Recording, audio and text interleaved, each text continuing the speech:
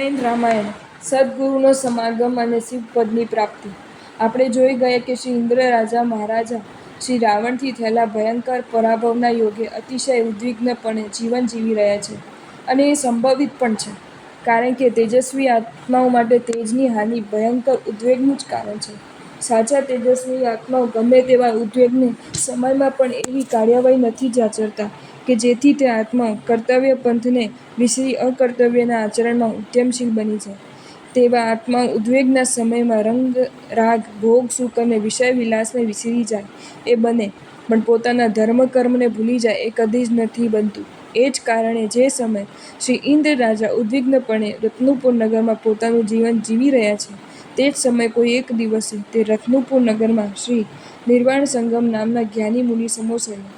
મુનિ પધાર્યાના સમાચારને જાણી શ્રી ઇન્દ્ર રાજા ઉદ્વિગ્ન હોવા છતાં પણ તે મુનિવરને વંદન કરવા માટે જે સ્થાને મુનિવર પધાર્યા હતા તે સ્થાને આવ્યા. અને વંદનાદિક કર્યા બાદ શ્રી ઇન્દ્ર રાજાએ તે જ્ઞાની મુનિવરને પ્રશ્ન કર્યો કે હે ભગવાન, કયા કર્મને યોગે હું રાવણથી આવા તિરસ્કારને પામ્યો?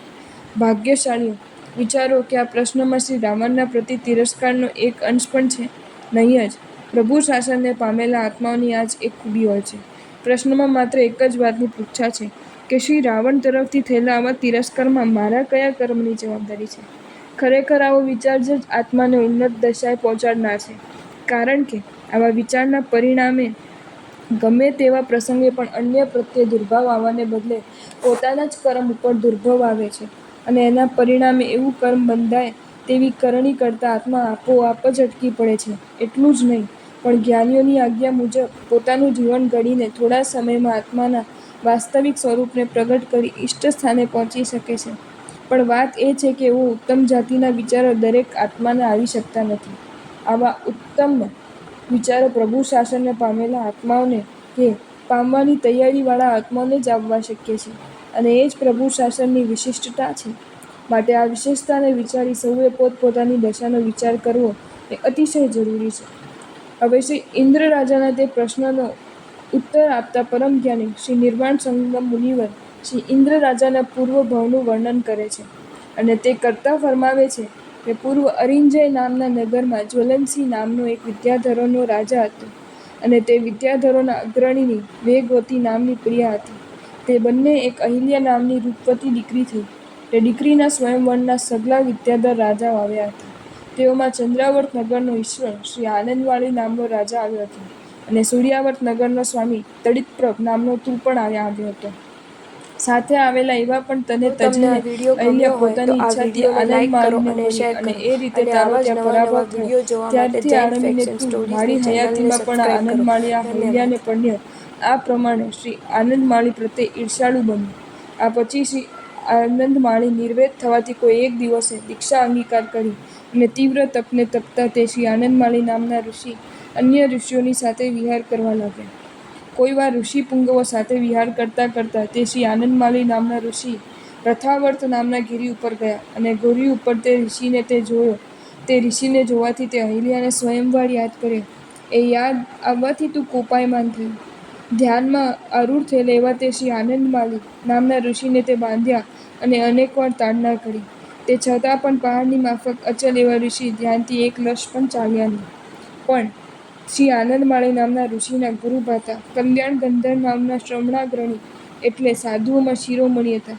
તે મહર્ષિએ વનાવ જોઈને વૃક્ષની ઉપર જેમ વીજળી મૂકાય તેમ તારા ઉપર તેજોલુષ્ય મૂક્યું, અને તારી પત્ની સત્યશી એ ભક્તિમાં વચનોથી તે ઋષિપુંગવને શાંત કર્યો, અને એથી શાંત થયેલા તે શ્રમણાગ્રણી ઋષિપુંગવે તેજોલેશ્યાને સંહારી લીધી. તેથી તે જ સમયે તું બળી ગયો નહીં. આ પ્રમાણે કહીને પરમ જ્ઞાની ઋષિપુંગવ શ્રી નિર્વાણ સંગમ નામના મુનિવરે ફરમાવ્યું કે હે રાજન, આ રીતે વિના કારણે તે મહામુનિનો તે તિરસ્કાર કર્યો.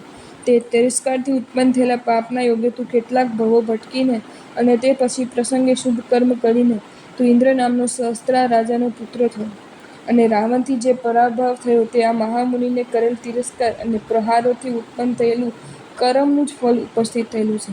કારણ સંસારની સ્થિતિ જ એવી છે કે ઇન્દ્રથી માંડીને એક શૂદ્રમાં કીડા સુધીના અર્થાત સર્વને ચિરકાલે પણ કરેલા કર્મો કોઈ પણ આત્માને ફળ્યા વિના રહેતા જ નથી. પરમ તારક મહર્ષિ શ્રી નિર્વાણ સંગમ નામના ગુરુદેવની આ દેશના ઉપરથી ઘણું વિચારવાનું છે. ધર્મ કે ધર્મશાસન ઉપર આવતા આક્રમણને અટકાવવા માટે પ્રયત્ન કરતા મુનિપુંગવો સામે યુદ્ધાતદ્ધાબકવાદ કરનાર ધર્મદ્રોહીઓને આ દેશનામાંથી જેવો જોઈએ તેવો રદિયો મળી શકે તેમ છે. અને વાતમાં સમતા અને શાંતિથી જ વાતો કરનારા માનાકાંક્ષી ભક્તોની પોલ પણ આ દેશના સારામાં સારી રીતે ખોલી નાખે છે. તથા છતી શક્તિએ કેવલ માનપાન ખાતર શાસનના વિરોધીઓને યોગ્ય અને ઉચિત હિત શિક્ષા આપવાને બદલે જેઓ તેઓની પીઠ થાબડે છે તેઓની પણ દુર્દશાના દેશના ઠીક સ્ફોટ કરે છે.